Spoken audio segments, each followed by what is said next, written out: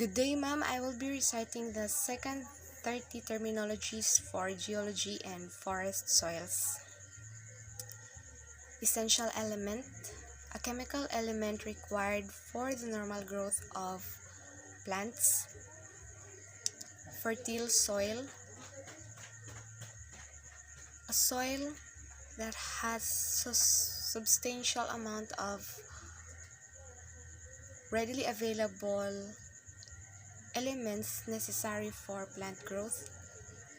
Fibrous, an organic soil which has the list of decomposed of all the organic soil materials containing very high amounts of fibers that are well preserved and readily identifiable as to botanical origin.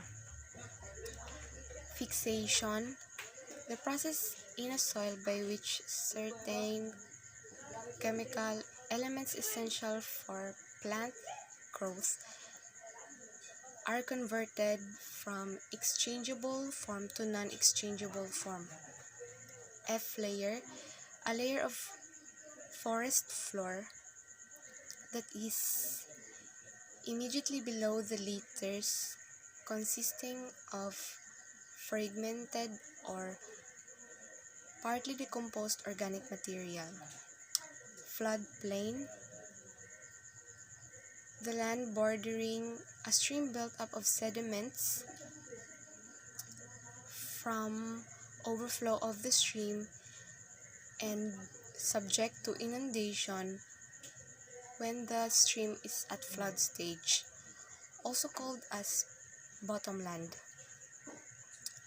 Folies, an organic soil which has freely drained histosols consisting primarily of leaf litters with some twigs and branches that rests on rocks, stones, and boulders whose voids are filled with organic matter.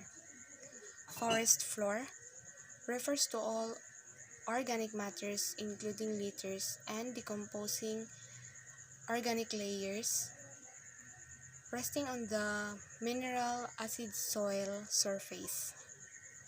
Gravitational water, a water that moves into, through, or out of the soil under the influence of gravity. Green manure, a plant material incorporated with the soil while green or soon after maturity for improving the soil. Humus, an organic soil which is intermediate in degree of decomposition of organic materials between the least decomposed sapric materials. H layer, a layer of forest floor consisting largely of well-decomposed amorphous organic matter. Humidification, the process involving the decomposition of organic matter and the formation of humus.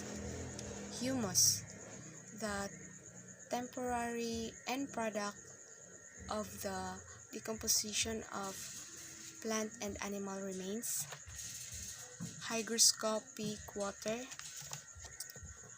soil water held so tightly by the attraction of soil particles that it cannot be removed by the roots of the plants except as a vapor by raising the temperature above the boiling point of water. Igneous rock, a rock that is formed by cooling or of solidification of hot molten material called magma. Eluviation, the removal of soil materials from the zone of enrichment to the zone of impoverishment.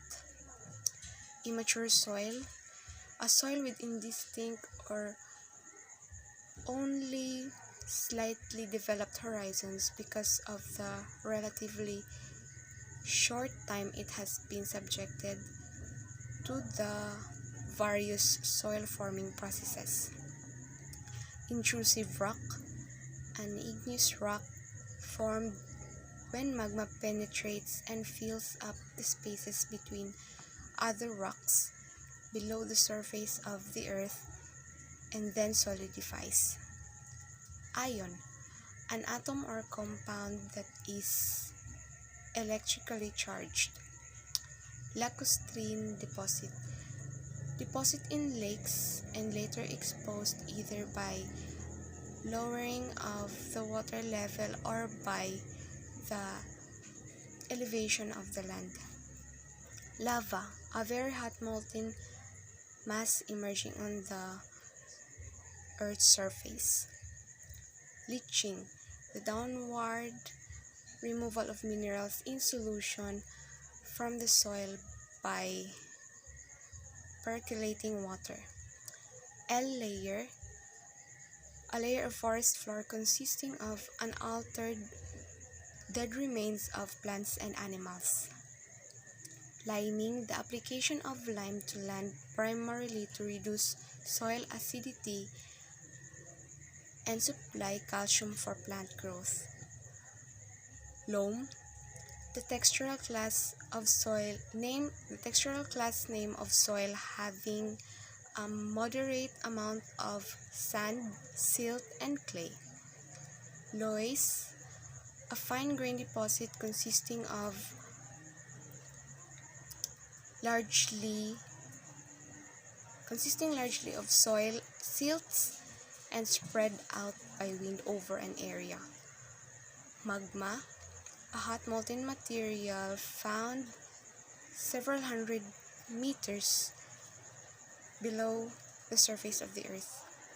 Minerals refer to all chemical solids having definite regular chemical composition and exactly defined physical or crystalline properties.